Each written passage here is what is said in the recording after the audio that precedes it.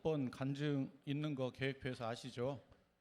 예, 6분이 하시고요. 이제 저만 형제이고 나머지는 우리 권사님들이 다 하실 겁니다.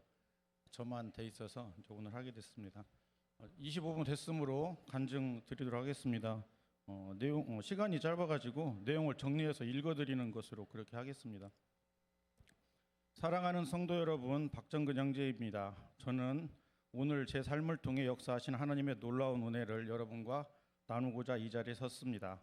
어린 시절부터 저는 어머니와 함께 교회를 다니며 성경 말씀을 익숙하게 들어왔습니다. 그러던 어느 날 성경 말씀이 단순한 이야기가 아니라 한 점 오류도 없는 완전한 진리이며 현재도 살아 역사하시는 하나님의 말씀이라는 것을 깨닫게 되었습니다. 특히 그 말씀 가운데 하나님의 심판과 멸망에 대한 예언의 말씀은 제 마음에 깊이 와 닿았습니다. 죄를 범한 인간은 결국 하나님의 심판을 받아 지옥불에 가게 된다는 놀라운 말씀이었습니다. 내가 죄악 중에 출생하였으며 라는 말씀과 악인은 모태에서부터 멀어졌으며 남에서부터 곁길로 나아가 거짓을 말하는다라는 말씀과 악을 저지르기를 물마신 같이 하는 가증하고 부패한 사람을 용납하시겠냐는 말씀을 통해 저는 인간의 근원적인 죄성에 관한 부분을 깨닫고 제가 얼마나 큰 죄인이며 얼마나 많은 죄를 지었는지 깊이 고민하기 시작했습니다. 의인은 없나니 하나도 없다는 말씀 앞에 큰 두려움에 사로잡혔고 저는 하나님 앞에 구더기 같은 사람, 벌레 같은 인생과 같이 하나님 앞에 전적으로 나아갈 수 없는 존재임을 발견하고 저희 죄인된 모습과 그간 지었던 죄를 진심으로 아뢰고 기도하기 시작했습니다. 하지만 그 두려움과 죄의 문제는 제 힘으로 도저히 해결할 수 없는 거대한 벽처럼 느껴졌습니다. 깊은 절망감에 빠져 허우적거리며 그 가운데 하나님께서 구하시는 상한 심령이라 하나님이여 상하고 통회하는 마음을 주께서 멸시하지 아니하리라는 말씀을 의지하며 하나님의 사랑과 용서를 간절히 구했습니다. 그러던 중 제게 희망의 빛을 밝혀주셨습니다. 지금 소망에 이신 우리 교회 유용순 전도사님께서 복음의 말씀을 쉽고 명확하게 설명해 주기 시작했습니다. 설명해 주신 말씀은 예수님께서 우리의 죄를 대신 짊어지셨다는 놀라운 진리를 알려주셨습니다. 이사야서 38장 17절에 보옵소서 내게 큰 고통을 더하신 것은 내게 평안을 주려 하심이라 주께서 내 영혼을 사랑하사 멸망의 구덩이에서 건지셨고 내 모든 죄를 주의 등 뒤에 던지셨나이다. 예수님께서 세상 죄를 지고 가는 하나님의 어린 양이시며 인류의 죄를 구원하시기 위해 오신 분임을 분명히 깨닫게 되었습니다. 구약의 제사와 신약의 제사를 비교하며 예수님의 십자가의 생이 단번에 영원히 우리 죄를 없이 하는 완전한 제사였음을 명확하게 이해되었습니다. 이 말씀들을 통해 우리 죄를 위한 대속제물이 예수님이시며 예수님께서 십자가에 죽었다는 뜻을 온전히 이해했을 때 저를 억누르던 짐이 마치 나의 몸에서 떨어져 나가는 듯한 완전한 자유와 해방감을 느꼈습니다. 아, 나의 죄는 모두 사라졌구나. 내가 곧 길이요 진리요 생명이라고 하신 말씀이 또한 비로소 이루어지면서 복음의 능력이 저를 완전히 감싸 안았습니다. 그 순간 저를 괴롭히던 고통과 아픔들에서 예수님만이 저희 살 길이고 예수님만이 진리이시고 예수님과 함께 사는 삶이 영원한 생명을 얻는 것이며 이 말씀을 통해 이 모든 것을 이겨낼 수 있는 힘의 원천이 예수 그리스도임을 발견하게 되었습니다. 이제 저는 하나님의 자녀로서 올바른 삶을 살아야 하며 저를 위해 십자가에서 대신 죽으신 예수님을 바라보며 주님을 위해 살아야 한다는 결단의 마음이 제 심령에 새겨졌습니다. 그 이후 지내온 삶을 돌아보면 학창시절을 관통한 가정의 어려움 속에서도 여전히 해결되지 않는 문제들 가운데에도 우리 주 그리스도 예수 안에 있는 하나님의 사랑에서 끊을 수 없으리라는 말씀은 제게 참된 소망이 무엇인지를 잊지 않고 살아가게 하는 힘이 되었습니다. 교회 안에서의 신앙생활과 사회생활 그리고 결혼생활 모든 삶 가운데 주님은 제게 가장 좋은 길을 내어주셨음을 발견하며 살아온 시간이었습니다. 세월이 흘러 약 40년의 시간이 흘렀고 그간에 주어진 역할을 잘 감당하기 위한 순종의 삶을 살기 위해 노력하는 가운데 살아왔습니다. 그런 중 몇 해 전부터 담임 목사님을 통해 주대심 구원에 관한 말씀이 선포되었고 저는 나는 과연 예수 그리스도와 함께 온전히 연합되어 나는 죽고 그리스도만 나타나는 삶을 살아가고 있는가 하는 질문 앞에 다시 한번 하나님 앞에 나아가게 되었는데 계기가 되었던 그 일은 교회 안에서 봉사를 인해서 여러 일들이 있었을 때 다른 성도들과 의견이 대립되었을 때 내 생각과 주장이 옳다고 생각이 되면서 도무지 내 생각대로 되지 않으면 마음이 불편해하는 제 자신을 보았습니다. 그들은 예수님의 피로 같은 믿음을 나눈 귀중한 형제들이었음에도 불구하고 사랑은 온데간데 없이 나의 생각과 경험을 주장하며 제어되지 않는 육신의 모습으로 여전히 내가 주인된 삶을 살고 있는 자신을 발견하였습니다. 저는 즉시 저희 본성을 회개하고자 하는 마음으로 계속해서 목사님의 말씀을 듣고 교제하였습니다. 그런 가운데 말씀을 통해 십자가의 죽음의 의미와 함께 저 자신이 십자가에 못 박고 또 현재도 못 박혀 있어야 함이 그리스도 구원을 이루어가는 합당한 자의 삶임을 발견하게 되었습니다. 내가 그리스도와 함께 십자가에 못 박혔나니 그런즉 이제는 내가 사는 것이 아니요 오직 내 안에서 그리스도께서 사시는 것이라는 말씀이 제 마음판에 깊이 새겨졌습니다. 예수님의 십자가의 길을 따르는 제자의 삶이 될 때야 비로소 예수님께서 성령으로 온전히 역사하시고 하나님께서 영광을 받으신다는 것을 알게 되었고 사나 죽으나 우리가 주의 것이로다 너희 몸으로 하나님께 영광을 돌리라는 사도 바울의 말씀처럼 나는 주님의 것이며 주님이 나의 주님임을 인정하게 되었습니다. 그리고 곧 결단하기로 영접하기로 결단하였습니다.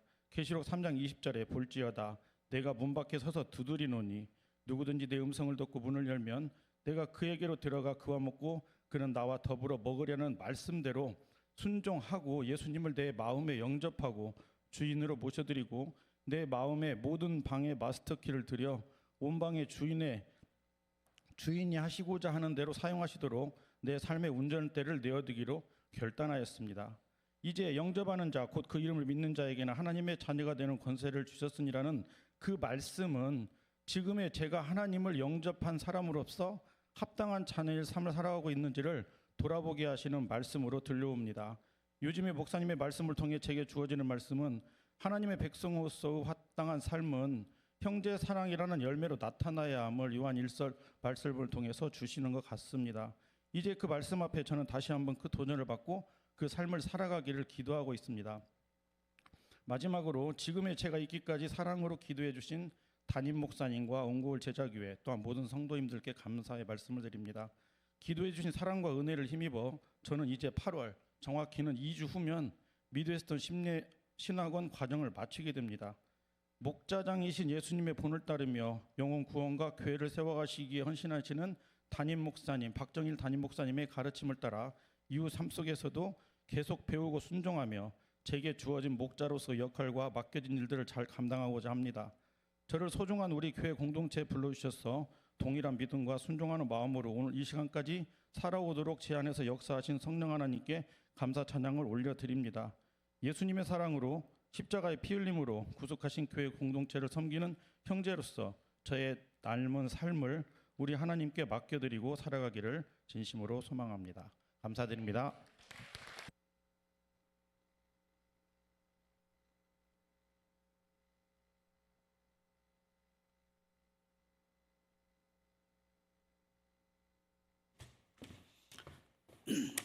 잘 주셨습니까? 네, 아까 말이 너무 빨랐다고, 그죠? 이따가 0.8배속으로 들으셔야 할 것 같습니다. 다음에 혹시 들으시면은, 네, 감사합니다. 네.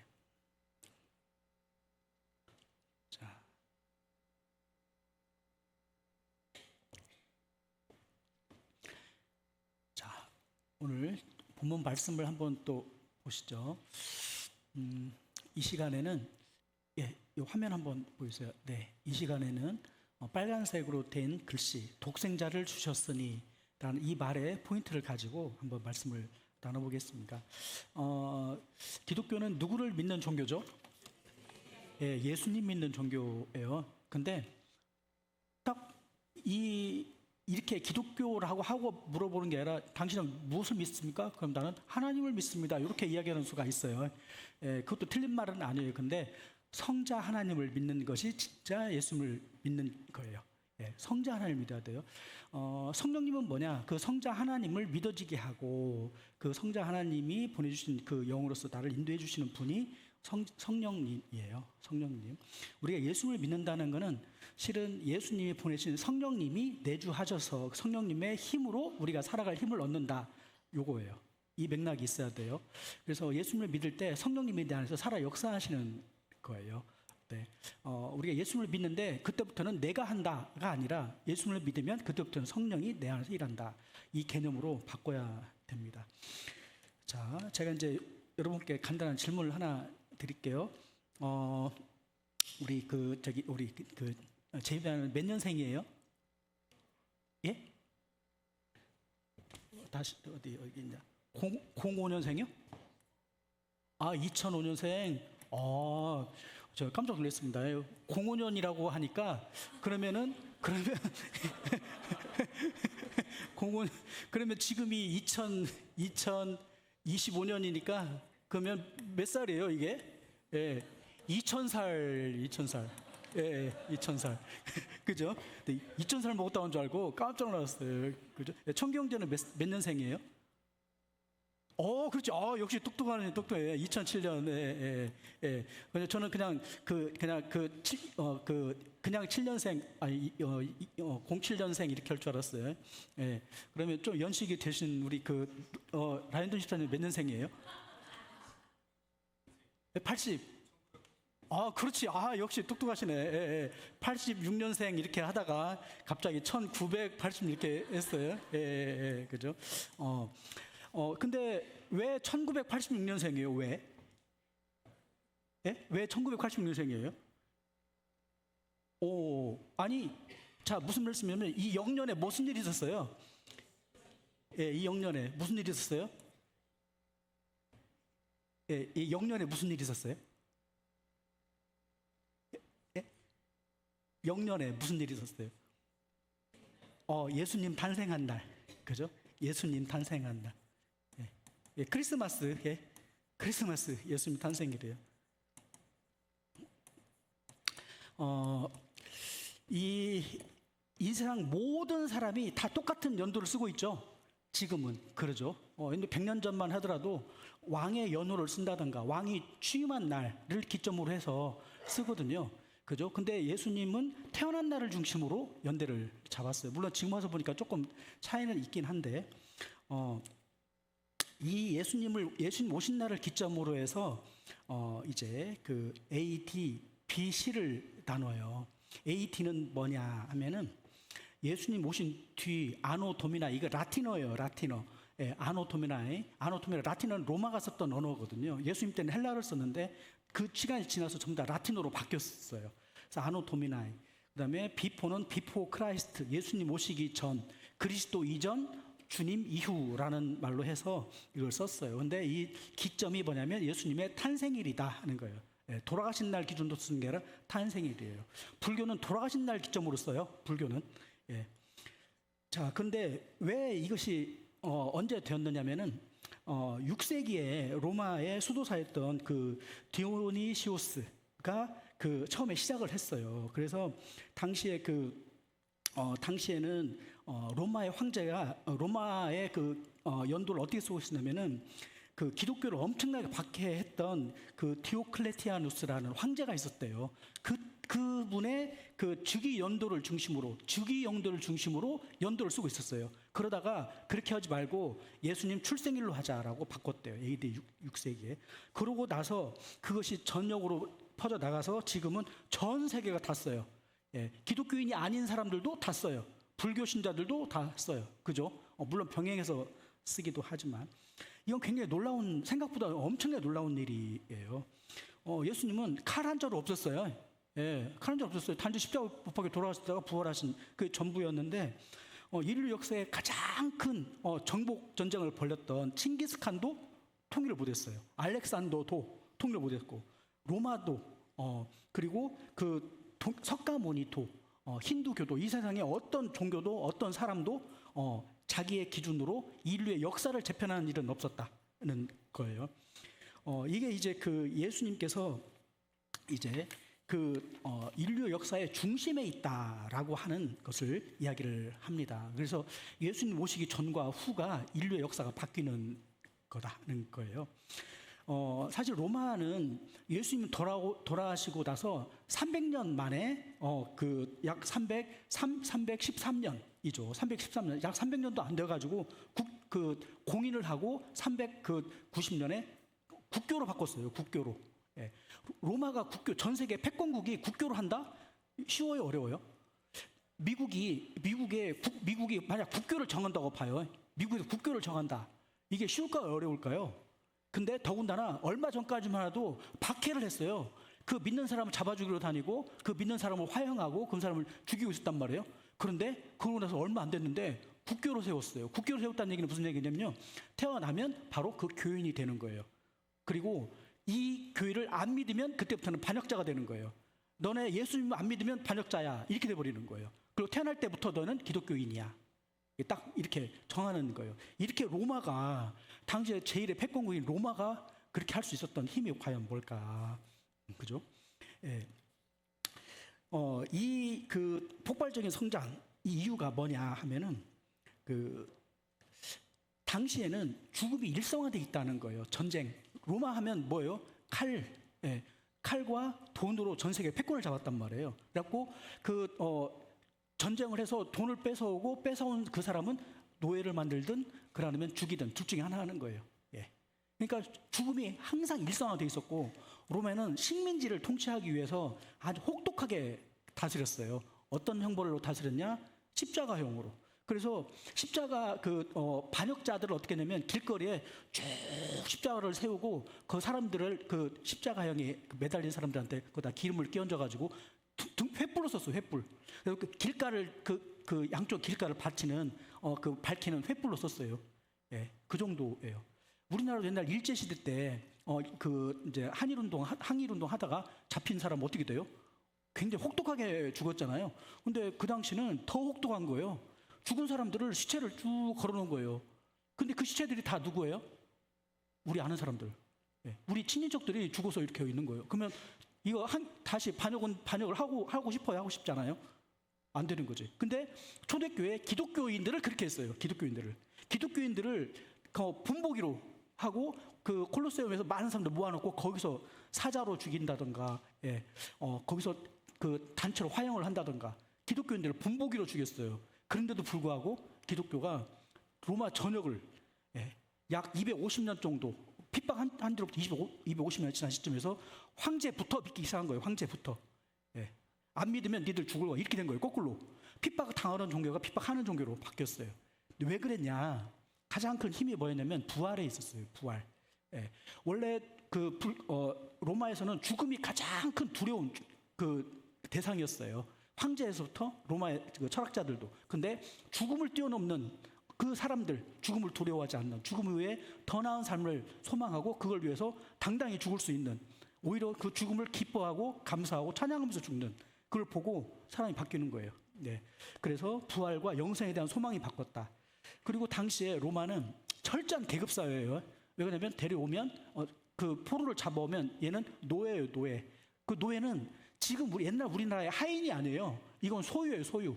그래서 생사 여탈권을 가지고 있어요. 그래서 검투사들 보면은, 그렇죠? 그 사람들 모아서 잔치 자리에서 검투사를 시키는 거예요. 이렇게 너네 싸워봐. 해갖고 누구 죽을 때까지 싸겨요. 예. 그리고 재미로 사람을 죽여요. 재미로. 왜? 그는 그 노예는 동물이랑 똑같았어요. 예. 동물이랑 똑같아. 그래서 그런 때였는데 그 노예와 그 주인, 남자와 여자, 그런 불평등을 싹 없앴어요. 다 형제 자매라고. 형제 자매. 주인과 노예가 형제 자매예요. 노예가 장로고 그 주인이 평신도가 되는 거예요. 예. 교회 리더가 교회 안에서는 바뀌는 거예요. 예. 그래서 그 형제 자매라고 똑같이 이야기를 했다 하는 거고요. 그 당시 이제 부자와 가난한 자도 굉장히 큰 차별이었는데 이 부자와 가난한 자가 함께 있었다. 세 번째는 서로 죽고 죽여야 되는 그런 상황에서 원수를 사랑하라. 원수는 어떻게 해야 돼요? 원수는 갚아야 되죠. 원수는 갚아야 될 거예요, 원래는. 근데 원수를 사랑하라고 한 거예요. 예. 그래서 원수를 갚으면 복수가 되고, 그죠? 이 복수가 또 다른 징후를 닫고 해서 이 굉장히 살벌한 시대였겠죠. 살벌한 시대. 근데 기독교인들은 그 복수를 하지 말고 원수를 갚지 말아라. 하는 얘기를 해서 그 당시 사람들의 생각을 완전히 바꾼 거예요. 죽음에 대한 생각도 바꾸고 사람들과 사람들의 관계, 공동체의 모습도 바꾸고 그리고 내가 어떤 사람을 다른 나의 원수의 관계를 내가 어떻게 설정할 거냐를 바꾸는 아주 혁명적인 사건이었어요. 근데 그 당시에 종이 반절, 그 자유인이 반절이었대요. 절반이 그 종이에요, 종. 노예가. 그러니까 이 노예들로부터 복음이 시작한 거예요. 처음에는 노예들로부터. 그러죠. 가난한 자, 노예, 여자, 약한 사람들부터 시작을 했는데 나중에 가서는 어떻게 되냐면 로마 황실에서부터 바뀌기 시작했어요. 거꾸로. 예. 그래서 그 바텀업 방식으로 바뀌기 시작하다가 나중에 탑다운 방식으로 이렇게 위에서부터 아래로 바뀌는 그런 혁명이 일어난 거예요. 혁명이. 그렇게 될 수 있었던 그 역사의 중심에 있는 분이 바로 예수님이다라고 하는 거예요. 근데 우리는 여기서 질문할 수 있는 게 있는 거죠. 그래서 어쩌라고가 있는 거예요. 그래서 예수님이 2000년 전에 오셔가지고 역사의 중심에 섰어. 근데 그래서 어쩌라고? 이 문제를 생각할 수 있는 거죠. 두 번째는 그 예수님이라는 분이 진짜 있었던 분인가? 이거 꾸며낸 거 아니야? 이렇게 생각해 볼 수도 있는 거고요.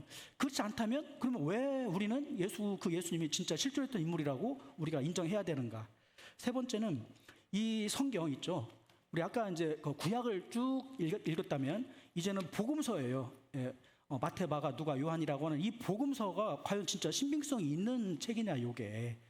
그리고 마지막에 예수님이 가르쳤던 그 삶과 가르침이 어떤 거였는지, 그리고 그것이 다른 종교나 다른 주장과 어떤 차이가 있는지, 왜 우리가 예수님을 믿는 것인지를 알아야 된다는 거죠. 이것이 오늘 말씀은 예수님의 인성에 포커스를 두는 거예요. 예수님은 사람이면서 동시에 하나님이었잖아요. 그래서 오늘은 인성에 포커스를 두고 역사적인 예수님에 대해서 한번 생각을 해봅니다. 자, 현대인의 질문과 예수님에 대한 의문, 이렇게 독생자를 주셨다라고 했는데 독생자라고 하는 말은요, 외아들이란 뜻이에요. 외아들. 그래서 그 외아들 예수 그리스도가 진짜 존재했었냐? 라고 하는 질문 하나 있을 수 있죠. 이건 기본적으로 우리가 예수를 믿는다고 하면은 역사적인 인물인지 아닌지 확인해 봐야 된다. 두 번째는 왜 예수님을 믿어야 되느냐는 거예요. 예수님 외에 다른 사람 믿으면 안 돼? 다른 이념을 믿으면 안 돼? 다른 사상을 믿으면 안 돼? 왜 예수님만 믿어야 된다고 하냐? 요 문제죠. 그죠? 왜 예수님을 믿어야 하냐? 그러려면 그만한 이유가 있어야 되는 거고. 세 번째는 구원의 의미예요. 그 예수님이 나와 뭔 관계가 있냐는 거예요. 2000년 전에 로마의 한 식민지에서 십자가 못 박혀 죽은 이 사람이 나하고 지금 뭔 관계가 있냐는 거예요. 그죠? 시간과 공간과 역사를 초월해서 봤을 때 객관적으로요. 예. 자, 역사성에 대한 질문이에요. 과연 존재했었느냐라고 하는 건데, 존재했다는 얘기는 뭐냐면 시공간에 있어야 되고 역사 속에 있어야 되는 거예요. 예. 누군가가 그 사람에 대한 얘기를 썼어야 돼요. 객관적인 제3자가. 예. 그래서 진짜 있는가를 확인해 본다. 두 번째는 왜 그 예수님이어야 하냐? 만약 예수님이 도덕 선생이었다면, 도덕 선생이 누구냐면요, 석가모니, 공자, 마호멧, 이런 사람들은 그 소크라테스 있죠. 이런 세계 4대 성인 이런 거 있죠. 이 사람들은 전부 다 도덕 선생이에요. 이렇게 하라고, 이렇게 하면 좋다고, 그런 거예요. 이렇게 하면 좋다고. 근데 예수님은 그 얘기를 한 거 아니에요. 이렇게 하면 좋다고가 아니라 이렇게 하지 않으면 너네 지옥 가고 이렇게 하면 영원한 천국을 가겠다. 이 죽음을 이기는 새로운 생명을 주겠다는 얘기를 한 거예요. 전혀 다른 차원의 얘기를 한 거예요. 예. 아까 제가 위의 세상, 아래 세상 얘기를 했는데 석가모니, 공자, 마호멧, 예, 또 여기 소크라테스, 이 사람들은 이 안에서 일어나는 얘기를 한 거예요. 아래 세상, 이 위의 세상, 여기는 완전하고 영원하고 완전한 풍요로움에 있는, 예. 여기는 불완전하고 일시적이고 그리고 결핍되어 있는 세상. 예. 이 사람들은 이 안에서 얘기를 한 거예요. 예수님은 이 위로 올라가는 얘기를 한 거예요. 예. 그래서 다른 거예요. 근데 당시 플라톤의 관점과 차이가 있어요. 플라톤도 이원론이고 기독교도 이원론이에요. 그런데 차이는 뭐냐면 플라톤은 이게 안 된다고 봤어요. 당연히 이것도 안 된다고 봤어요. 플라톤은. 예. 근데 예수님은 내려오셔서 올라가신 분이에요. 예. 그래서 요것을 뭐라고 하냐? 신플라톤. 예.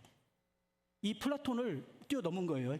예. 여기를 초월한 거예요. 이원론이지만 다른 이원론, 통하는 이원론이에요. 그래서 이걸 성육신이라고 표현을 했고, 예. 이것을 부활이라고 표현을 한 거예요. 부활이라고. 예. 근데 이 부활은 죽어야만 가능해요. 죽음을 통해서만 이 부활은 들어갈 수 있어요. 죽음으로 들어가는 문은, 부활로 들어가는 문은 죽음이란 문이에요. 죽지 않으면 부활할 수 없다는 거예요. 그러니까 오히려 그래서 이 죽음이 원래는 안 좋은 거잖아요. 그죠? 죽음이 안 좋은 거예요. 근데 죽음이 더 나은 곳으로 들어가는 통로가 된 거예요. 예. 그러니까 죽음을 두려워할 이유가 없어진 거죠. 이 당시에. 자, 세 번째, 아들을 주신 그 나와 뭔 관계가 있느냐 하면은 내가 많은 이 사람들이 이 안에서의 문제를 해결하려고 그래요. 근데 이것의 해결은 어디서 해야 되냐? 불완전하고 죄송합니다. 여기가 내가 글씨를 너무 악필로 썼네. 예. 예. 불완전한 사람들끼리 서로 모여서 완전함을 이룰 수 있냐? 예. 일시적인 사람들끼리 얼마 있으면 죽을 사람들이 모여서 완전함을 줄 수 있냐? 예. 결핍된 사람들끼리 모여서 완전함을 줄 수 있냐? 이거예요. 예. 우리 마음에 이 현실에 있는 이 어려움은 누구만 해결할 수 있느냐? 이걸 해결할 수 있는 거는 하나님의 완전, 이 완전이 우리 안에 들어올 때만 해결이 된다는 거예요. 예. 이걸 공허라고 표현한 거예요. 공허. 빈 공간, 하나님으로만 채워질 수 있는 빈 공간이 우리 안에 있다는 거예요. 예. 이 공간이 채워지면 그때부터는 뭐냐면 우리는 불완전한 속에서도 완전을 바라보고 일시적인 언젠가는 사라져야 될 사람들이지만 영혼을 사람화할 수 있고 우리는 결핍 가운데 살아가고 있지만 완전한 풍요로움을 누릴 수 있다는 거죠. 예. 그래서 마음에 기쁨과 평안이 생긴다는 거예요.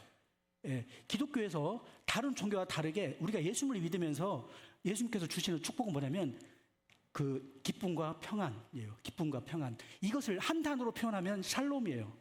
샬롬. 기쁨, 평안을 합쳐서 뭐라고 한다? 샬롬. 예. 그래서 이 그리스도인은 하나님과 샬롬해야 되고 내 자신과 샬롬해야 되고 사람들과 공동체 안에서 샬롬해야 되고 하나님이 창조한 모든 사람들과도 샬롬을 추구해야 되고 하나님이 만드신 우리 이 자연과도 샬롬을 추구하는 거예요. 그래서 샬롬 공동체다 이렇게 얘기를 하는 거예요. 자, 그리고 여기서 이제 자기 구원 프로젝트는 뭐냐면 내가 할 수 있다는 건데 이거는 내가 하는 것이 아니라 예수님이 해주신 것을 받아들이는 것에 있어요. 예수님이 해주는 걸 받아들이는 거 있어요. 예. 우리 예를 들면 나은이가 자기 집을 자기 방을 예쁘게 꾸미려고 하면 잘 돼요, 안 돼요? 예, 쉽지 않죠. 쉽지 않아. 근데 아빠한테 아빠, 엄마 그러면 아빠가 예, 해줄게 딱 해주잖아요. 그죠? 그런 거잖아요. 그래서 그 나은이 방 보면은 엄마 아빠가 얼마큼 신경 쓰는지를 딱 알 수 있는 거예요. 그죠? 예, 우리 저 자녀분들, 애기들 요즘 엄청나게 신경 써주잖아요. 예, 그것이 뭐냐면 부모의 사랑이 다 그 안에 녹아 있는 거라는 거죠.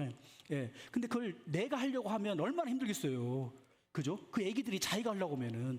근데 지금 우리 인간도 마찬가지 이 맥락이다 하는 거예요. 자, 이제 예수님에 대해서 이제 살펴보는데 어떤 그 존재가 실존했던 인물이냐 아니냐를 입증하는 데 있어서 알아보는 데 있어서 중요한 증인들이 있을 수가 있어요. 근데 실은 그 안에 내부의 증인보다 더 중요한 증인은 뭐냐면 외부의 적대적인 증인이에요. 외부의 적대적인 증인. 이 사람들은 이 사람을 인정하려고 한 건 아니에요. 그러나 실제 존재 여부는 이 사람들이 더 정확하게 이해한다는 거예요. 예, 특히 누가 그랬어요? 이를테면 빌라도 같은 사람. 빌라도의 보고서 같은 게 있어요. 그러면 거기에 이 빌라도의 보고서가 진품이냐 아니냐 이런 얘기들이 있거든요. 그런데 빌라도가 그 자기가 쓴 내용을 가지고 이야기를 했어요. 지금 유대인의 반역자로서 그 민심을 흉하게 하려고 했는데 그 사람을 내가 십자가에 못 박았다. 그래서 민심을 잠재우려고 했다. 그런 얘기. 그리고 내가 내 부관을 보내서 그 무덤을 지키려고 했다. 근데 무덤이 열려서 어쩔 수 없이 그걸 말하면 돈 주고 입막음을 했다. 이런 얘기들이 쓸 수 있는 거죠.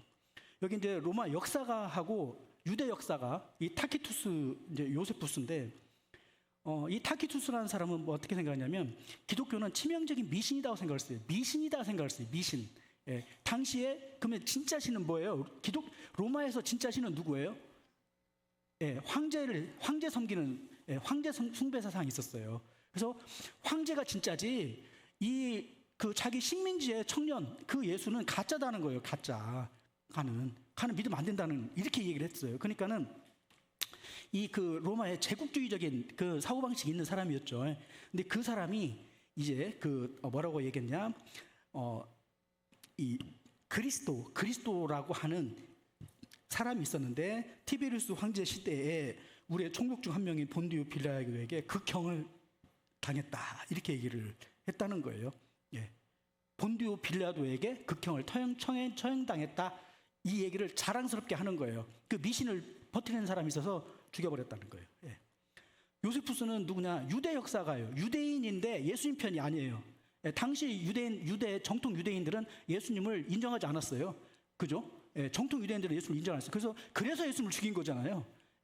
이 유대 역사가 이 요세푸스가 랍비예요. 원래 랍비이면서 장군이에요. 그런데 마지막 마사다에서 배신해요. 이 사람이. 그래서 배신하면서 뭘 요구했냐면은 유대인들의 회당을 짓게 해주라 이렇게 얘기를 하고 배신을 해요. 그래서 마사다를 멸망시키고 당시에 마사다를 멸망시켰던 그 타이터스 장군에게 그 전에 있던 그 베스파시안이라는 그 황제 있을 때 그 아들이 침공을 했거든요. 아들하고 딜을 해요. 내가 비밀 통로를 알려줄 테니까 우리의 회당을 남겨줘라 이렇게 해가지고 이 사람이 그 변절해가지고 살아요. 그렇게 해서 이 유대인의 기록들이 많이 남아 있어요. 만약 이 사람이 죽었으면 유대인 역사가 없었을 거예요. 유대 고대사를 썼고 이 사람이 책을 많이 썼어요. 그랬는데 이때 뭐라고 얘기하냐면 그는 그 사내들의 공회를 소집하고 그리스도라 불리는 예수의 형제인 야고보와 또 다른 몇 사람을 끌고 왔다. 이 얘기는 무슨 얘기냐면은 그 예수님이 돌아오시고 난 뒤에 교회를 핍박할 때 야고보와 다른 몇 사람을 끌고 왔는데 이 야고보는 누구냐면은 예수의 친형제라고 얘기한 거예요. 예수의 친형제 야고보 이렇게 얘기를 한 거예요. 그러니까 박정근을 끌고 왔는데 박정근은 박정일 동생이야. 근데 박정일은 관심이 없어요. 근데 박정근이 핵심인데 박정일을 딱 얘기를 해준 거예요. 그러면 예수를 인정한 거예요, 안 한 거예요? 인정해 준 거예요. 그거는 왜 그러냐면 그 당시에 누가 더 유명해요? 야고보가 유명해요? 예수가 더 유명해요? 당시에 예수가 더 유명한 거예요. 예수가 유명하니까 당신도 알다시피 그 유명한 예수의 동생이야. 그 야고보는 이렇게 얘기를 해줬다는 거예요. 그래서 너무나도 평범하고 부수적으로 기록이 되어가지고 오히려 이 사실이 더 역사적으로 확실하다라고 알 수 있는 거라는 거예요. 거꾸로. 그죠? 그래서 요세푸스의 관심은 야고보의 죽음에 있었다. 그리고 그 당시에 이미 예수란 이름하고 그리스도란 이름이 많이 알려져 있었다는 거예요. 이미 그 당시에 사회 현상이었어요. 이게 사회 현상이었어요. AD 예수님이 돌아가시고 10년 뒤에 예루살렘 인구가 20만이었대요. 20만. 전 세계 유대인 인구가 200만이었어요. 그걸 어떻게 하냐면요. 양 잡는 걸 보면 알았어요. 한 사람당 양 한 마리당 10명씩의 제사를 했거든요. 그러니까 10명이 양 한 마리를 잡은 거예요. 근데 양을 몇 마리 잡았냐면 10만의 양을 잡아요. 10만. 그러면 몇 명이 제사를 드렸다는 거예요? 200만. 양이 10만이니까. 내가 바로 거꾸로 하고 있나? 다시.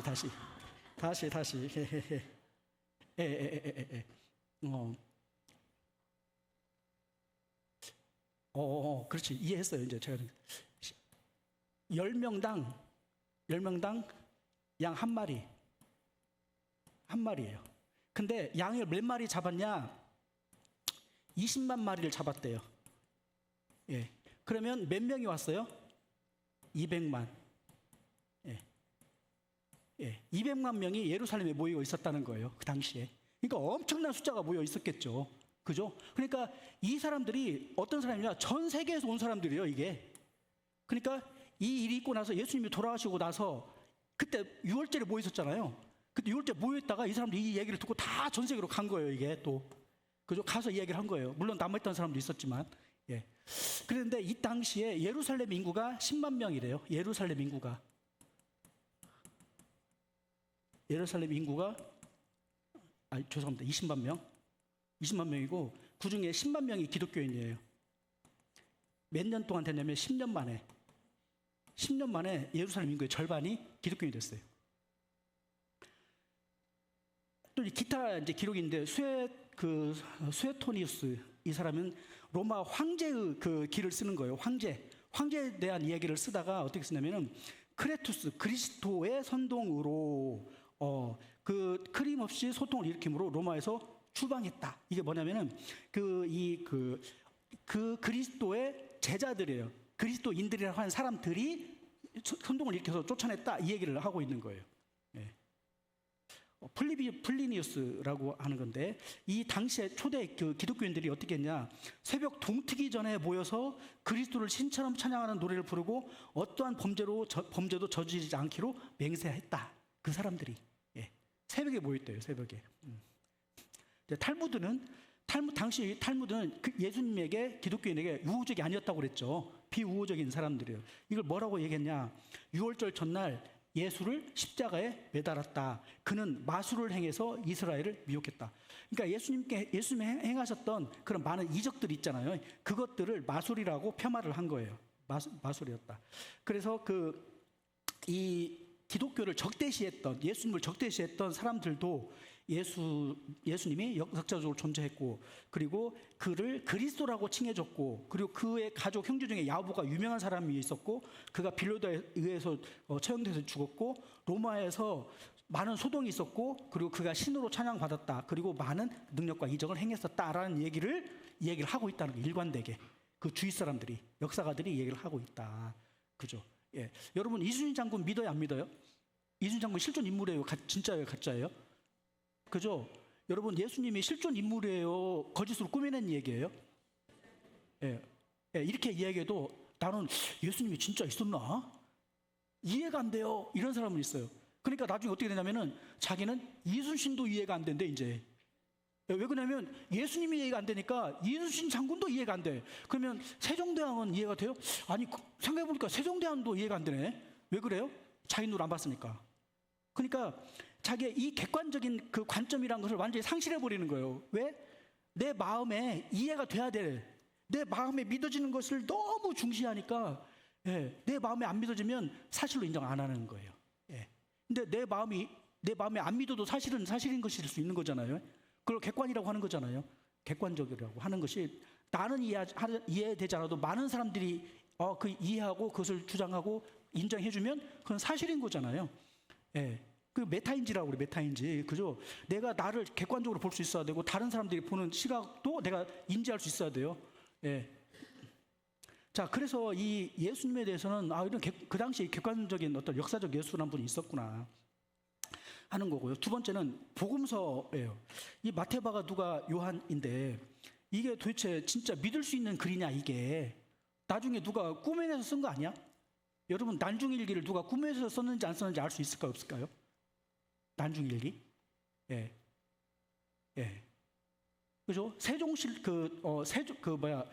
조선 왕조실록 있죠. 이거 꾸며내는지 안 꾸며내는지 어떻게 할까요? 예, 조선 왕조 실록 있죠. 조선 왕조 실록이 뭐냐면은 왕의 사가예요. 예, 예. 이를테면 그 다빈 왕이 딱 있잖아요. 다빈 왕이 이제 뭐 빈종이라고 돼 있어요. 그러면은 빈종 옆에 사가들이 막 써요. 그래갖고 욕까지 써요. 욕. 저런 나쁜 놈 죽일 놈 막 욕 다 써요, 다. 근데 이걸 딱 쓰잖아요. 그러면 쓰면은 6개의 사고로 보내요. 우리나라에 6개로 보내요. 그것을 보관을 해요. 예. 그래서 근데 임진왜란 와가지고 많이 붙었어요. 예. 근데 그 사고가 남아 있어요. 그러니까 이게 진짜인지 아닌지를 어떻게 하려면 다른 곳에 같은 내용이 있는가 없는가 보는 거예요. 그죠? 검증이 되는 거예요. 같은 장면을 여러 사람이 보고 쓴 거예요, 지금. 그죠? 그걸 검증이라고 하는 거거든요. 그걸 다른 말로 사본이라고 그래요, 사본.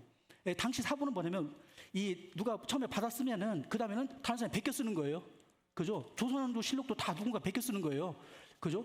요즘은 한 사람이 딱 치면 인쇄해서 딱 복사해서 딱 주지만 그때는 복사 어디가 있어? 이게 이 사람이 있으면 그 사람이 또 봤어 이렇게 썼을 거잖아요. 옛날에는 사본이 통용되는 시대다. 근데 이 사본이라는 게 양피지로 한단 말이에요. 그러니까 이게 양피지가 낡거나 닳거나 벌레가 먹거나 그러면 이게 점이 바뀔 수가 있죠, 이게. 그죠? 그리고 또 낡아요. 이게 떨어져. 그러면 이게 쭉 떨어지면 구멍이 파졌으면 이게 무슨 장가? 알 수가 없는 거예요. 그러니까 사본과 사본을 연결해 보면 알아요. 예. 어떤 사본은 이쪽에 파 있고 어떤 사본은 이쪽에 파 있으니까 딱 겹쳐보면 아는 거예요. 근데 그래서 사본이 많을수록 이게 정확도가 있다. 그죠? 사본이 많을수록 정확하다는 거예요. 그리고 또 증언, 목격자들이 많으면 좋다는 거죠. 여기 이제 사본의 이야기인데 이거 잘 안 보이시죠? 제가 욕심이 많아갖고 너무 많이 넣어가지고 이게 됐네요. 예. 신약성경은 그 예수님 오시고 나서 몇 년 만에 써졌냐면 25년에서 50년 사이에 써졌어요. 예. 실제로 그 성경이 마태, 마가, 누가, 요한이 주로 언제 써졌냐면은 AD 70년경에 써졌어요. AD 70년 안팎으로. 예. 전후에. 마가복음은 그 전에 쓰였을 가능성이 높고 누가복음, 마태, 마가, 누가, 요한은 70년 후에 써졌을 가능성이 높다는 얘기를 해요. 정확한 건 아니죠. 사람마다 많이 달라요. 그러면 몇 년 차이냐면 40년 차예요. 40년. 네. 25년에서 40년. 이 25년이라는 얘기는 사도 바울이 처음에 쓴 편지가 그 AD 25년 경에부터 썼을 것이다라고 보는 거예요. 아마 갈라디아서를 맨 먼저 쓰지 않았냐 이렇게 보기도 하거든요. 근데 그 AD 25, 그 예수님 돌아가시고 나서 25년에서 50년 사이에 이 신약 성경이 다 써졌다는 거예요.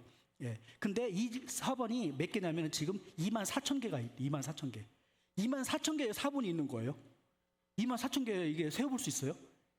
쉽잖아요. 24,000개를 이렇게 땅을 높이 쌓잖아요. 그러면 그 1.6kg를 쌓는 1.6kg. 1.6kg를 쌓아야 이 사본을 싼대요. 1.6kg를 쌓아야. 그만큼 사본이 많아요. 그러니까 이 말을 비교해 보면 어떤 말이 진짜인가 알 수 있겠죠. 어떤 사본에 빠져 어떤 사본에 안 빠진가 다 알 수 있어요. 그죠? 네. 그리고 그랬기 때문에 그만큼 정확하다. 그래서 상대적으로 논은 어떻게 있냐? 논어는 공자 얘기란 말이에요. 공자, 우리 조선시대에 공자왈 막 이런 거 하잖아요. 맹자왈. 400년 뒤에 써 있어요. 공자 죽은 뒤에 400년. 예. 그리고 이 그 조각조각 돼 있어가지고 판본마다 차이가 또 커요. 근데 신약성경은 사본마다 차이가 거의 없어요. 95%가 같아요. 95%가. 예. 석가모니는 어떻게 됐냐? 석가모니가 죽고 나서 400년 뒤에 써졌어요. 석가모니 죽고 나서 400년. 그러니까 이 석가모니가 진짜 그 얘기 했는가 아닌가 몰라요. 불교는 경전이 너무나 많아가지고 이것이다라고 이야기를 못해요. 불교는 너무나 많아서. 네. 그리고 경전이 지역별로 다 달라요. 불교는 경전이 다 달라. 그래갖고 그 힌두교 그 인도로부터 시작해서 전 세계로 흩어졌잖아요. 동방 이쪽으로 흩어져. 그래가지고 그 불교는 경전이 너무 많아요. 8만 대장경 봐요. 8만 대장경. 8만 대장경 일본 사람이 몇 명이나 되겠어요? 예, 없대요. 예. 그래서 불교는 코에 걸면 코골이, 귀에 걸면 귀골이. 예. 이렇게. 그래서 이제 그 코란은 어떻게 했냐? 코란은 어떻게 했냐면은 코란도 금방 썼을 것 같잖아요. 마호메트가 죽고 나서 바로 쓸 것 같잖아요. 근데 100년이 지나서 썼어요. 코란도. 예. 그리고 코란은 국가잖아요. 그러니까 아무나 번역을 못해. 몇 개 없어요. 사본이 몇 개 없어요. 그러니까 이게 자기들끼리 안 맞으면 어떻게 해볼 수가 없는 거예요. 예. 그러니까 코란은 누가 정한다? 황제가 정하는 거예요. 황제가. 기독교는 누가 이걸 정할 수가 없어요. 너무나 사본이 많아 버리니까 사본을 고치면 돼, 안 돼요? 예. 내가 하나 고쳐도 나머지 23,990개가 딴 얘기를 하고 있어요. 그러면 이거 내가 만든 것이 거짓말이지. 그죠? 그래서 정본이 없는 것이 더 정확하다. 이렇게 얘기를 하는 거예요. 예. 자, 소크라테스 같은 경우에 플라톤이 썼는데 그 뒤에 플라톤이 쓴 책도 나중에 언제 나타났냐? 원본이 있고 나서 1200년이 지났어요. 그러니까 이게 진짜인지 아닌지 알 수가 없다. 예. 실제 로마 황제의 그 기록들 자체도 시간이 긴, 텀이 길다는 거예요. 로마 황제의 경우가 여기 이 카이사르, 이 카이사르가 950년이 지난 뒤에 써졌다. 그 얘기를 하는 거예요. 자, 여기는 이것과 관련된 다른 동영상이 있어요. 이 부분은 제가 이제 스킵할게요. 그래서 신학시대 이 신학성경은 저자가 살아있는 상태에서 썼다는 거예요. 예. 그러니까 다시 예수님의 부활을 본 사람들이 살아있을 때 성경을 썼어요. 그러니까 이 성경을 딱 썼을 때 증인들이 나 그거 아닌데? 라고 얘기할 수 있었다는 거예요. 그리고 성경에 많은 이야기들이 있어요. 도마행전, 베드로 복음, 바울 복음 이런 거 많이 있었어요. 옛날에 많이 있었어요. 근데 싹 사라지고 없어요. 왜 그러냐? 진짜로 인정받은 것만 남은 거예요. 이 27권은. 예. 뭔가 조금이라도 이상한 거 다 빼버린 거예요. 예. 뭔가 조금이라도 이상한 것이 하나도 없는 것만 남아 있어요. 근데 그 중에 하나가 500명의 예수님의 부활을 봤다는 거예요. 그러니까 그 얘기는 500명 중에 한 명이라도 나는 안 봤는데? 라고 하면은 꽝인 거예요. 그건 거짓말. 그 500명 중에 다수가 살아 있었다는 거예요. 그 당시 바울이 고린도전서 15장에 보면은. 자, 다중증인의 원칙인데 이 다중증인은 뭐냐면은 어떤 사건이나 가르침이 서로 여러 독립적인 자료에서 공통적으로 나타난다는 거예요. 이게 무슨 얘기냐면은 이를테면 여기에 지금 이를테면 이제 다빈 형제가 왔다 갔어요. 그러면은 여기를 현돈 형제님이 다빈 형제를 보는 관점 있고, 그죠? 석호 형제님이 다빈 형제를 보는 관점이 있을 거예요. 그죠? 근데 우리 한빛자매님이 다빈 형제를 볼 수도 있을 거예요. 썼어요. 예. 근데 전 이 자리에 없는 그 누군가가 이 자리에 있었던 얘기를 쓸 수가 있어요. 몇 년, 며칠에 여기에서 행사가 있었는데 정담이라는 사람이 왔다 갔다 쓸 수 있죠. 그러면 같아요, 다를까요? 쓴 관점이나 내용이 똑같을까요, 다를까요? 다 다르지. 다 달라. 잘 아는 사람은 더 자세히 썼겠죠. 마가복음은 아주 자세히 썼어요. 왜 그러냐면 베드로가 바로 옆에 있었기 때문에. 예. 누가는 그 자리에 없었던 사람이에요. 나중에 쓴 거예요. 나중에 역사가로서 쓴 거예요. 누가는. 그러니까 전혀 다른 얘기를 쓴 거예요. 객관적으로 썼어요. 요한은 예수님의 품 안에 썼어요. 이를테면 옆에 부인이 쓴 거랑 똑같은 거예요. 항상 붙어있던 사람이에요. 요한은. 그러니까 내가 만지고 그 사람을 보고 만지고 했다. 이렇게 얘기를 하는 거예요. 예수님에 대해서는. 그러니까 각도가 다 다르겠죠. 그런데 공통적인 것들이 있다는 거예요. 그 안에 공통적인 것들. 그러면 그 공통적인 것들이 같다면 실제 이 사람이 왔다 갔다는 걸 인정할 수 있어요, 없어요? 인정할 수 있겠죠. 예. 그죠. 그래서 모든 그 핵심 가르침과 십자가의 죽음과 부활 사건에 대해서는 동일합니다. 동일해요. 예. 그 당혹성의 원칙, 이게 무슨 얘기냐면 뭐냐면요. 비화시키지 않았다. 잘하려고 하지 않았어요. 있는 그대로 쓰려고 그랬어요. 있는 그대로. 그러니까 이 성경을 쓰는 사람이 있는 그대로 안 썼고 베드로가 마치 훌륭한 사람인 것 양 썼잖아요. 그러면 그건 성경에서 빼버리는 거예요. 예. 너 원래 3번이나 부인했잖아. 근데 베드로가 야, 나 좀 봐주라. 이거 좀 빼줘. 이거 빼. 나 좀 빼줘. 그리고 당시에 그 지도자 중에 하나가 예수님의 친동생 야고보거든요. 야고보가 그런 거예요. 예수님을 찾아가요. 엄마하고 자기 엄마 마리아하고 형을 찾아갔더니 예수님이 그런 거예요. 누가 당신의 당신의 엄마하고 가족이 동생들이 왔습니다. 이렇게 하니까 예수님이 누가 나의 모친이고 누가 나의 동생이냐? 아버지 뜻대로 하는 사람이 내 모친이고 내 동생이다. 이렇게 얘기를 한 거예요. 이상적으로는 좀 네 가지가 없잖아요. 예. 이상적으로 네 가지가 없는 거예요. 근데 그걸 갖다가 야고보가 그때 내가 형을 찾아갔는데 우리 형이 나한테 그렇게 얘기했어. 예. 야, 근데 그거 좀 빼봐. 그것은 좀 이상하잖아. 그잖아요. 그때 그 사람이 난데, 예, 그거 좀 빼봐. 이럴 수 있는 거잖아요. 그러니까 그런 것을 못 뺐다는 거예요. 못 뺐어요. 그러니까 이 성경에 불리한 내용들이, 제자들한테 불리한 내용들이 다 들어가 있어요. 제자들이 불리한 내용. 그러니까 우리는 제자들을 보면서 위로를 받아요. 아, 저 사람들도 저랬구나. 위로를 받아. 예. 자, 그리고 그 가족들의 불신, 부활의 첫 증인이었다. 동생들이 첫 증인이었다.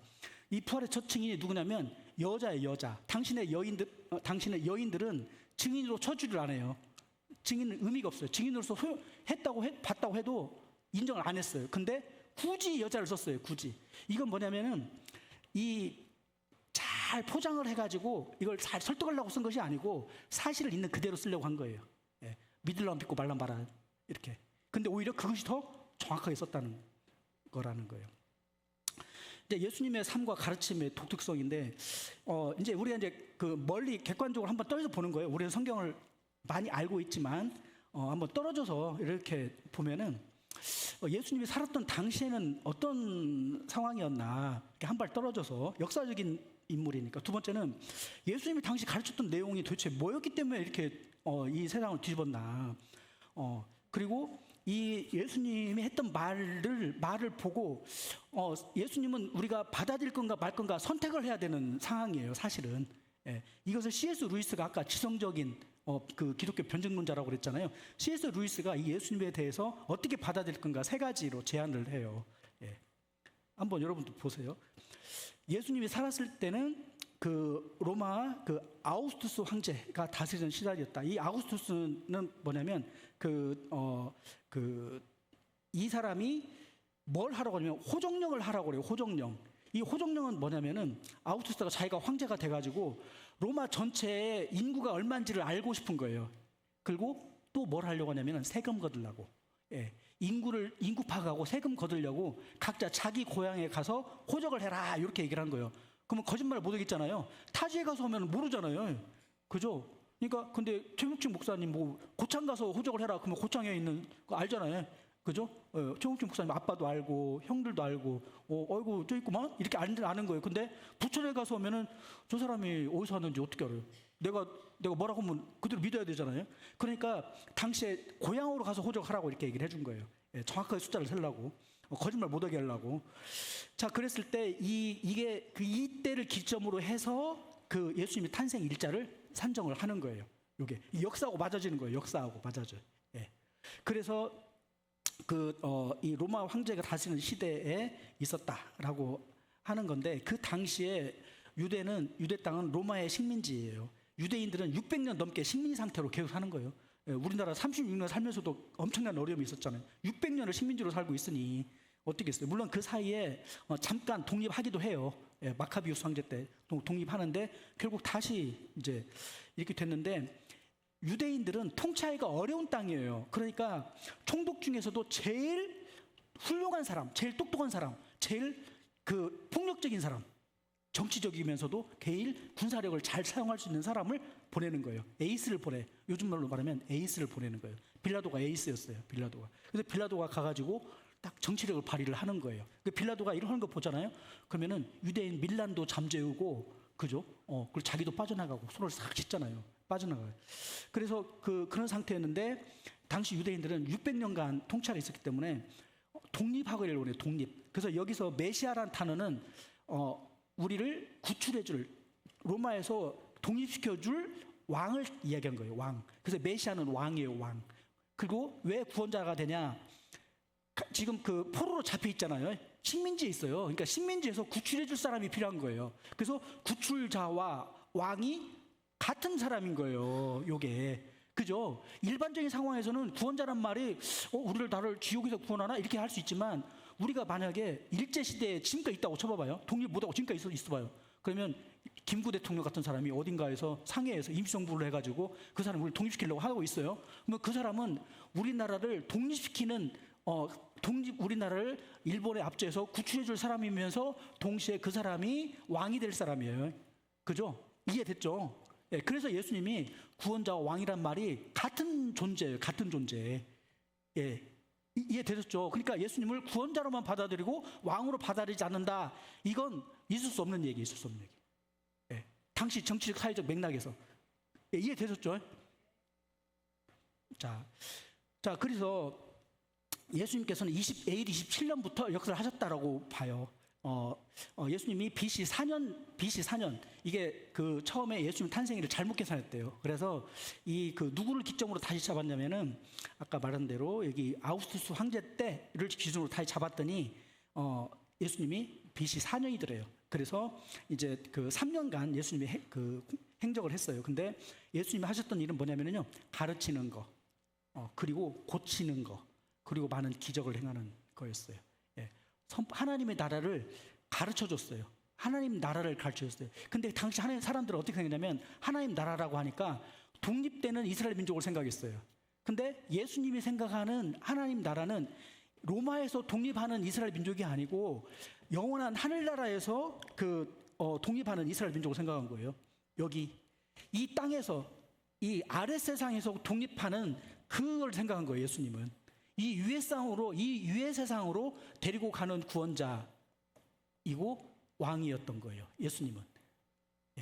예수님의 관심은 여기에 있어요. 유해 세상에 있었어요. 유해 세상. 근데 사람들은 다 현재 세상에 포커스를 두고 있었던 거예요. 그러니까 안 들려. 그죠? 눈에 보이지 않는 것을 얘기하는데 눈에 보이는 것만 하고 있으니까. 그래서 이 병 고치는 것도 실은 이 병이 결국은 죽음의 병을 고치겠다는 뜻이었어요. 그래서 나중에 가서는 예수님이 병 고치면 안 고쳐요. 나중에는 아무리 해도 니들이 내 말을 못 알아듣는구나 이렇게 하면서 더 이상 기적을 행하지 않아요. 자, 그래서 그랬는데 이때 이제 사람들은 우리를 독립시켜 줄 건가 요 생각을 했고, 하나는 또 한 무리는 저 사람이 스스로 하나님이라고 하니까 저건 죽여야 돼. 전 종교적으로 저건 죽여야 돼. 이렇게 생각을 한 거예요. 근데 이 사람들이 머리를 굴렸어요. 죽이고 싶은데 저 사람을 정치적으로 죽이자. 로마의 손을 들어서 죽이자라고 생각을 한 거예요. 머리 진짜 좋죠. 진짜 머리 좋은 사람이에요. 다른 사람을 해코지를 하려고 하는데 내가 하는 것이 아니라 다른 사람의 손을 들어서 하는 거예요. 아주 고단수예요. 당시에 이 가야바와 안나스라고 하는 이 대제사장들이 굉장히 고단수예요. 빌라도도 고단수고, 당시 굉장히 정치적으로 정치 전략가들이 모여서 그걸 하고 있는 거예요. 그래서 결국 십자가 못 박아서 죽였잖아요. 근데 십자가 못 박아서 죽였는데 실은 그것이 구약 시대에 하나님께서 나중에 이 하늘나라의 메시아는 십자가를 못 박아 죽을 것이다. 나무에 매달려 죽는 사람이다 라고 예언을 해놨어요. 예언을. 그래서 장대 위에 매달려 죽는 사람, 불뱀 같은 사람, 불뱀같이 장대 매달려 죽는 사람, 그 사람이 메시아다라고 이 얘기를 다 해주는 거예요. 구약의 성경을 이뤘어요. 이 사람들의 지략이 결국 성경을 이루는 것으로 나타났어요. 자, 여기서 이제 예수님은 세리와 창녀의 친구가 됐다. 그러니까 당시에 이 세계관을 뒤집어 엎어버린 거예요. 뒤집어 엎었어요. 그래서 세상을 뒤집는 사랑이었는데 이 세상은 너와 나를 구분해요. 적으로, 서로 적이에요. 서로 적. 그래서 누가 이기냐예요. 경쟁을 해. 누가 이기냐. 그죠? 그랬는데 예수님은 그게 아니라 나와 너가 없는 하나다는 거예요. 샬롬의 공동체를, 샬롬. 원래 하나님과 우리 사이에는 사랑과 은혜만 있었던 곳, 서로 자기 희생이 있었던 곳이다.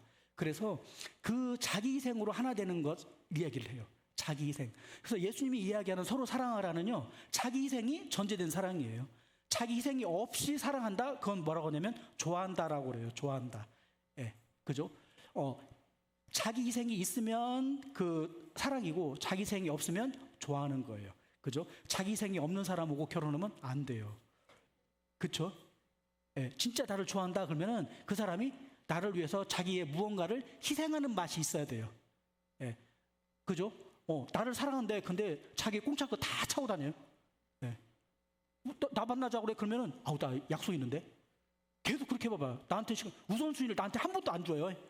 그런 남자는 만나면 안 됩니다.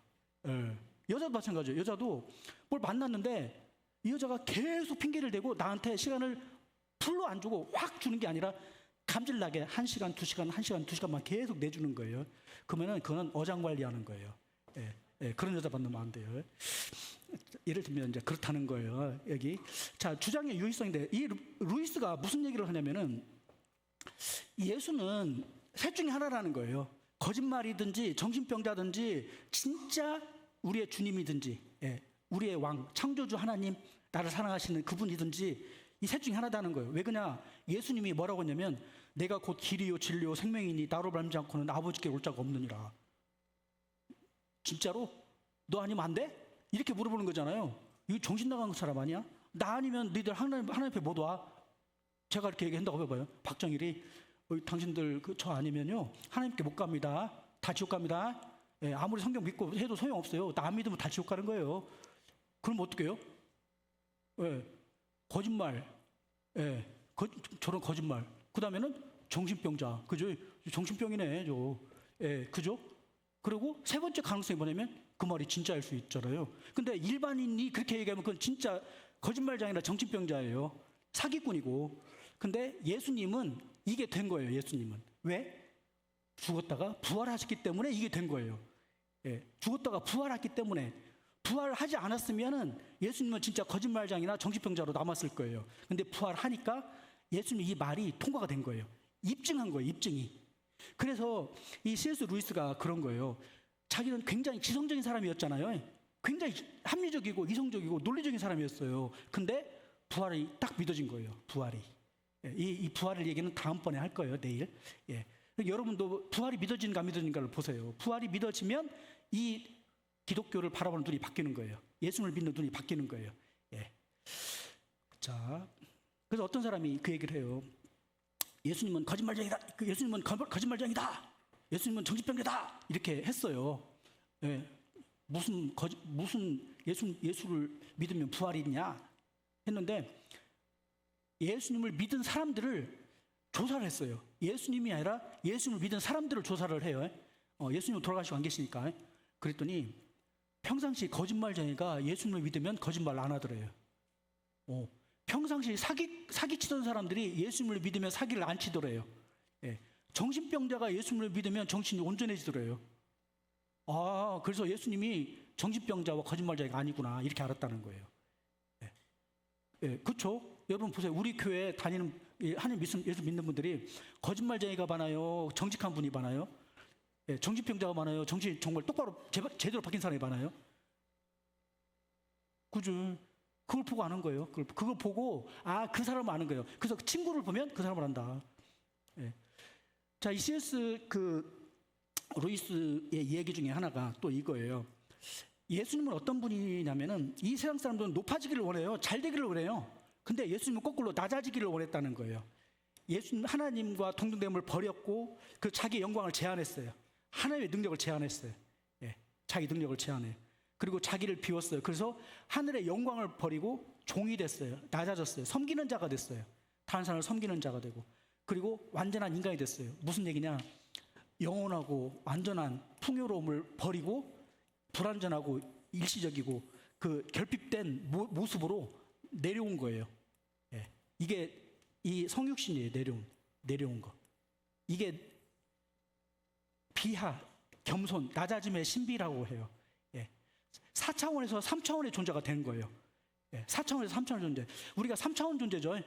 그죠? 우리가 3차원의 존재라고 하는 거는 공간이 있다는 거예요. 공간. 이게 이제 이렇게 있으면 축이 하나가 더 이렇게 있어서 그 위치를 찍을 수 있어요. 위치를. 이렇게. 이게 잘 하고 있는가 모르겠네요. 이렇게. 자, 위치를 찍을 수 있어요. 또 여기서 이렇게 해서 그러면 야가 이렇게 이제 식사각형이 되는 거예요. 이렇게. 그래서 위치를 잡을 수가 있어요. 공간의 위치를 딱 잡을 수가 있어요. 특정할 수가 있죠.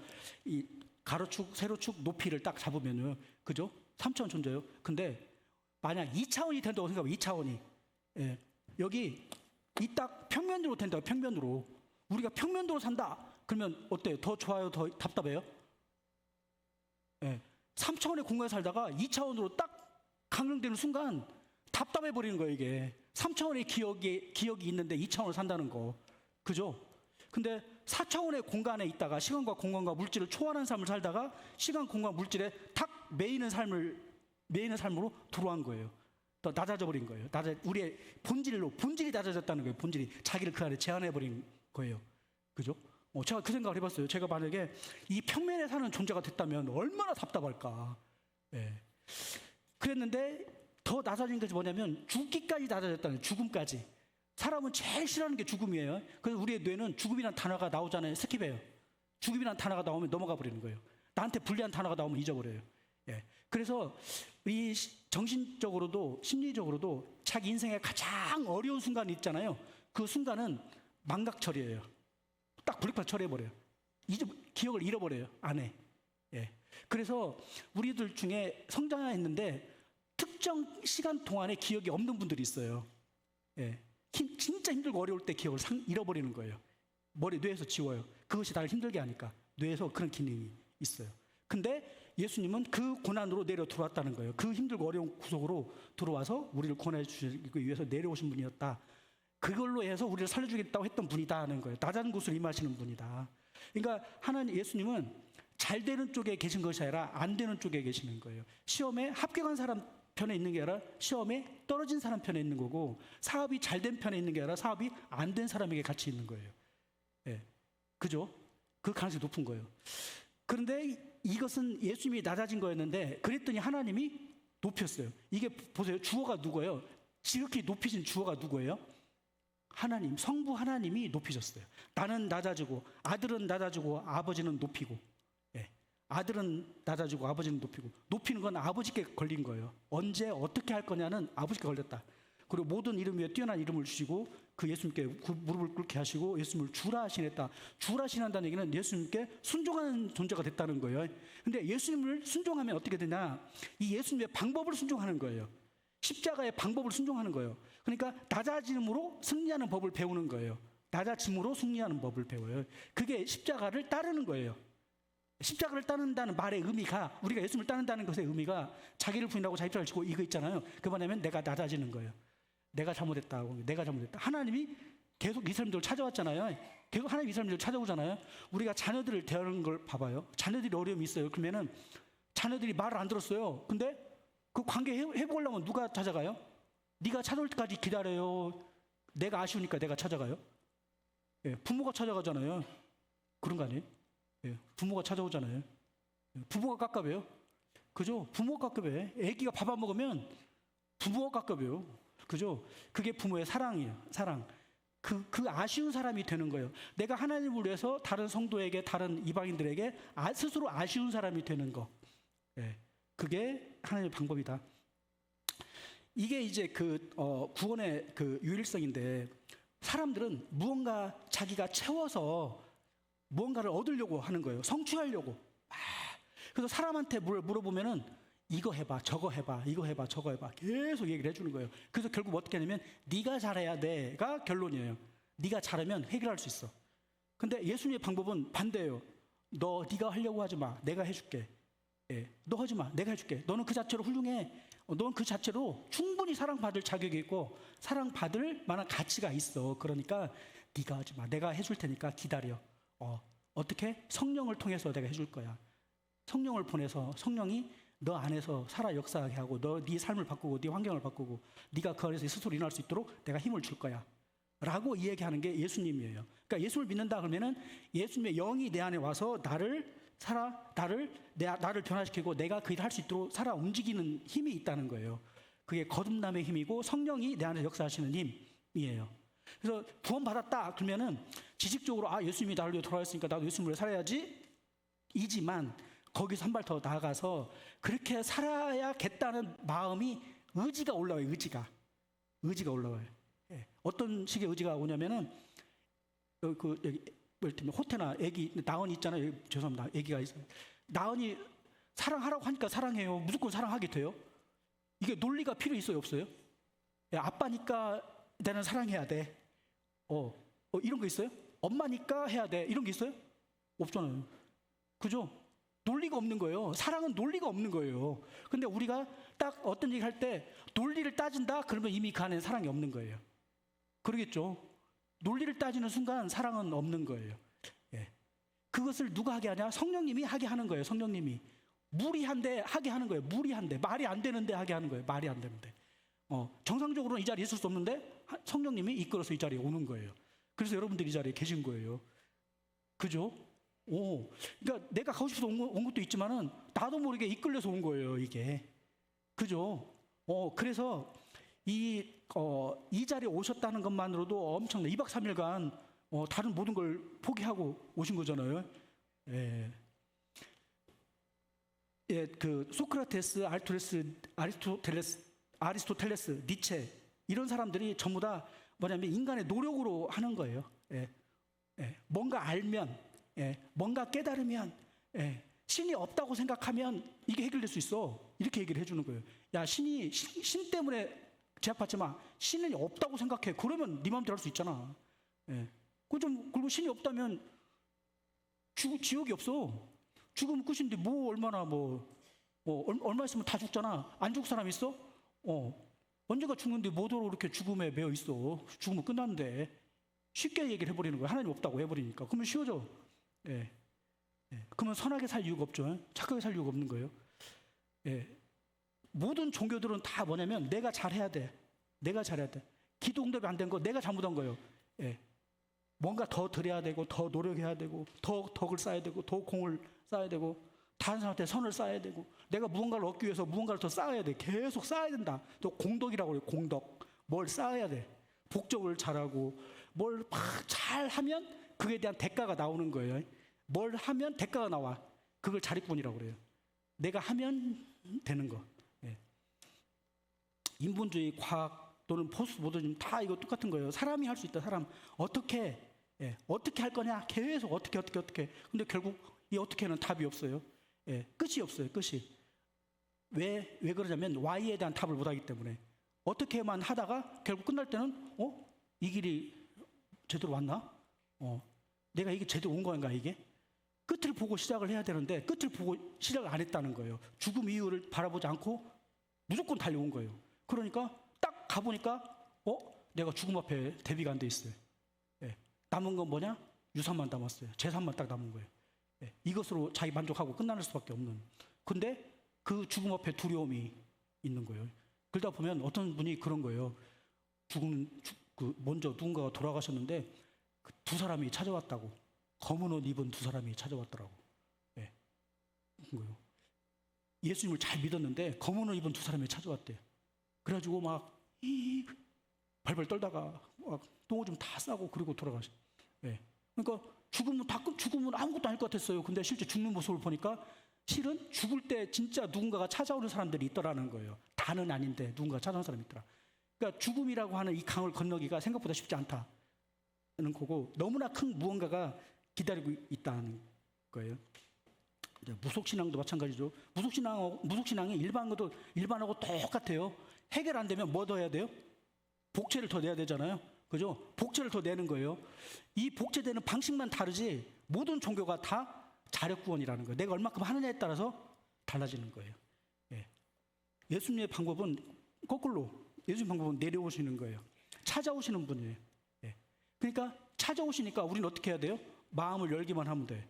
예. 신령과 진정으로 예배를 드린다고 그랬잖아요. 그러니까 예루살렘에 가는 것도 아니고 어디에 가는 것도 아니고 현재 있는 그 자리에서 하나님하고 마음을 열면 주님이 내 마음에 들어오신다는 거예요. 쉽죠? 마음을 열면 되는 거예요. 마음을 열면 된다. 예. 근데 그 예수님이 사마리아 여인을 이 나쁜 거 사 이렇게 했어요? 안 했어요?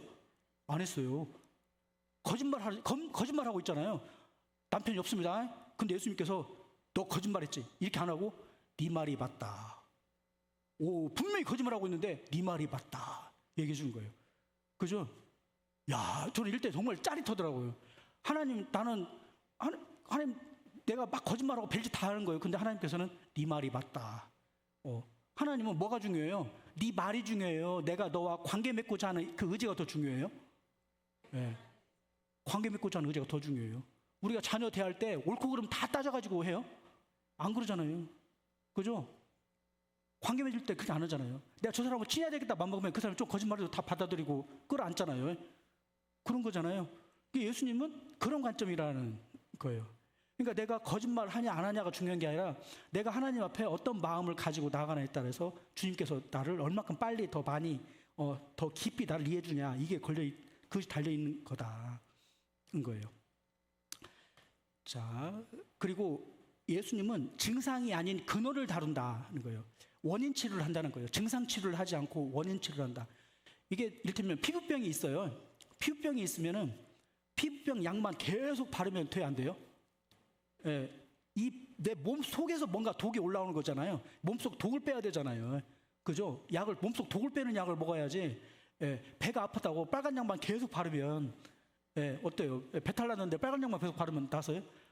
안 났죠? 이빨이 아픈데 계속 여기다가 빨간 약 바르면 안 낫잖아요. 그죠? 원인을 치료하는 분이다는 거예요. 원인을. 그러니까 내가 왜 이런 갈등과 이런 고민과 이런 열등감과 이런 좌절과 이런 고통 속에 있느냐를 그 고통을 해결하려고 하는 게 아니라 그 고통의 원인을 찾아서 원인을 해결해 주시는 분이에요. 그럼 원인을 해결하니까 이 모든 문제는 금방 해결돼요. 예, 물론 시간이 걸리지만. 예. 자, 그렇습니다. 자, 예수님은 방법을 제시하시는 것이 아니라 자신을 주시는 분이다. 예수님과 하나 되면 해결되는 문제다는 거예요. 예수님과 하나 되면 모든 게 해결돼. 왜냐면 예수님은 영원하고 완전하고 풍요로운 분이니 예수님이 내 안에 들어오는 순간 내 문제가 해결돼요. 이를테면 이런 거예요. 죽음의 두려움이 있어요. 아, 내가 암 걸렸으니 좀 있으면 죽어야 돼요. 이거 어떻게 해야 되나, 어떻게 해야 되나, 어떻게 해야 되나. 하나님께 살달라고 계속 기도를 하는 거예요. 근데 예수님이 답을 주는 거예요. 걱정 마라. 하늘나라에 네 자리 만들어놨어. 예. 너 하늘나라 오면 좋은 곳으로 내가 인도할 거야. 너 세상에서 고생 많았어. 내가 너 기다릴게. 편안히 와라. 그러면 살려달라고 하던 기도가 딱 끊치는 거예요. 끊치고 아 그래요. 주님 만나러 가고 싶네요. 라고 기도가 딱 바뀌는 거예요. 그러면 그 사람은 그 죽음에 대한 고통이 해결됐어요? 안 됐어요? 해결되는 거예요. 해결돼. 그걸 뛰어넘는 힘인 거예요. 뛰어넘어요. 근데 이걸 뛰어넘으면 어쩌면 인간관계나 모든 문제에서도 돈 문제나 관계의 문제 이런 것에서 근본이 해결되면 어떤 면에서는 현재 우리 나타나는 문제가 쉬울 수도 있어요. 네. 쉬울 수 있어요. 근본을 치료하면. 네. 그렇습니다. 그래서 우리가 버려야 될 건 버리고 받을 건 받는 그런 삶입니다. 네, 오늘 이제 고층 질문 하겠습니다. 오늘 강의를 듣기 전 예수님은 당신에게 수천 송이의 장미 중에 하나였습니까? 아니면 뭔가 다른 존재였습니까? 예. 이게 다른 말로 뭐냐면 단 하나의 장미였습니까? 수천 송이의 장미 중에 하나였습니까? 예. 예. 예. 의도는 1대1로 예수님을 만나냐 그 얘기예요. 1대1로 예수님을 만나냐. 2번은 당신이 삶의 공허를 채우기 위해 가장 열심히 길들이고 있는 건 무엇입니까? 성공, 인정, 관계, 쾌락, 물론 물질 이런 것들도 있겠죠. 그런데 그런 것들이 나를 진정으로 세상에 단 하나뿐인 소중한 존재로 만들어가고 있냐? 예, 그죠? 나는 하나잖아요. 나는 하나예요. 내가 다른 사람보다 못난 것 같지만 실은 나는 하나밖에 없는 존재예요. 예, 하나밖에 없는 존재. 그러니까 내가 나를 소중히 생각해야 돼요. 그죠? 하나밖에 없는 존재는 뭐라고 하냐?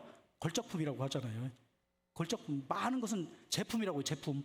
근데 하나밖에 없는 건 작품이라고 그래요. 그죠? 예, 만들다 보니까 좀 찌그러진 것도 있지만 그래도 작품이에요. 그죠? 작품이에요. 예.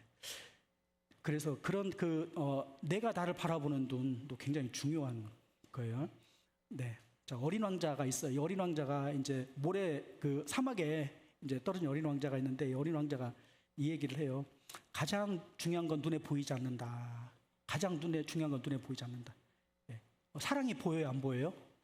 안 보여요. 생명이 보여요, 안 보여요? 안 보여요. 관계가 보여요, 안 보여요? 안 보여요. 예, 예. 의사가 현상은 치료할 수 있어요. 그러나 그 생명력을 줄 수는 없어요. 그죠? 예.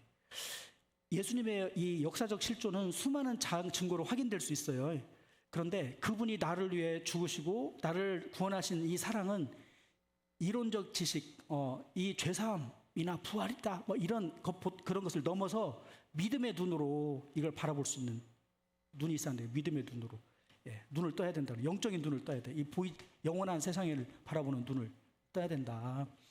그래서 오늘 우리는 수많은 위인들 중 한 명처럼 보였던 예수님이 사실은 우리의 모든 걸 아시고 우리를 구원하실 수 있는 유일한 분이고 완전한 인간이자 완전한 하나님이시다라는 거. 예. 그래서 그분은 우리에게 삶의 방법, 지혜를 알려준 것이 아니고 새로운 생명 그 자체를 주신다는 거예요. 새로운 생명이 오면 힘이 생기는 거예요. 그 힘이 올라오는 힘으로 나오는 지혜와 그 힘하고 억지로 하는 지혜와 힘하고 다른 거예요. 네. 이제 선택은 이제 우리의 몫인데 우리는 나를 위해서 당신의 몸을 주신 위대한 교환, 그것을 내가 뭘 해서가 아니라 선물로, 은혜로, 공짜로 주신 그 예수님의 은혜에 우리가 응답할 거냐라는 거에 대한 답을 하시면 좋겠습니다. 네, 감사합니다. 우리 찬양 같이 드리겠습니다. 찬양팀 같이.